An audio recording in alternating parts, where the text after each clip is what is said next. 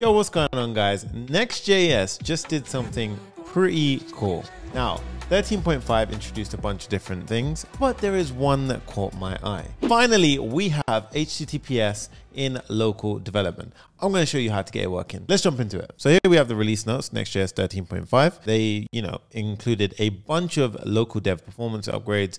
You can see for yourself here. I'm going to cover a lot of this in other videos, but the one that I'm interested in, if you scroll down, you will see in the other improvement section, which I'm kind of surprised about because this is actually quite a big deal, especially when you're using, certain APIs. For example, Apple Pay, when you're testing out on development, you actually need to go ahead and tunnel that. Typically, you use something like ngrok to go ahead and do this. That's no longer needed. So if we go ahead and see this right here, all we have to do is append experimental HTTPS. So yes, bear in mind, this is an experimental feature.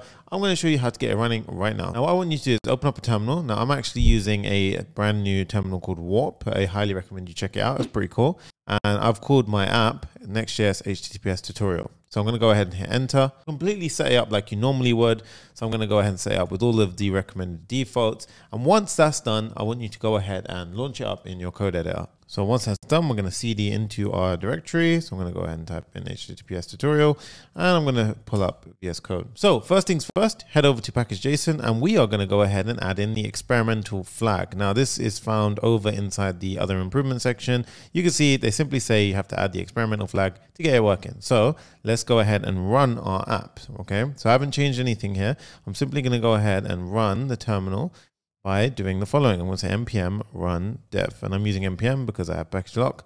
So boom, let's run dev, and this will actually go ahead and use this, but we should get some form of new certificate. Okay, so here you can see it. Self-signed certificates are currently experimental feature. Use at your own risk. Here we have to go ahead and actually pass in our own machine password. So I'm going to do that right now. And as you can see, it actually signed the certificate on our behalf, and then it went ahead and started the app. Now I'm actually got another app running on 3000. So it's gone ahead and started up on 3001. But that's the golden nugget there. We've got HTTPS localhost. So let's go ahead, click that and see what we get. And before you know it, boom, that is a secure connection. So there you go. We've got HTTPS. This means that we can now go ahead and run any API that requires an HTTPS connection, which means you don't no longer have to go ahead and Google ngrok and watch tutorials on how to get it working. Okay, so you no longer need to tunnel your connection like some of you may have been doing in the past. You simply add that experimental flag and proceed forward. And it's always worth mentioning, this is an experimental feature, so proceed with caution, but I thought it was really cool. With that said, there's lots more improvements that we can go ahead and cover. Comment down below any improvements or hidden gems that you've found so I can go ahead and create a video on them.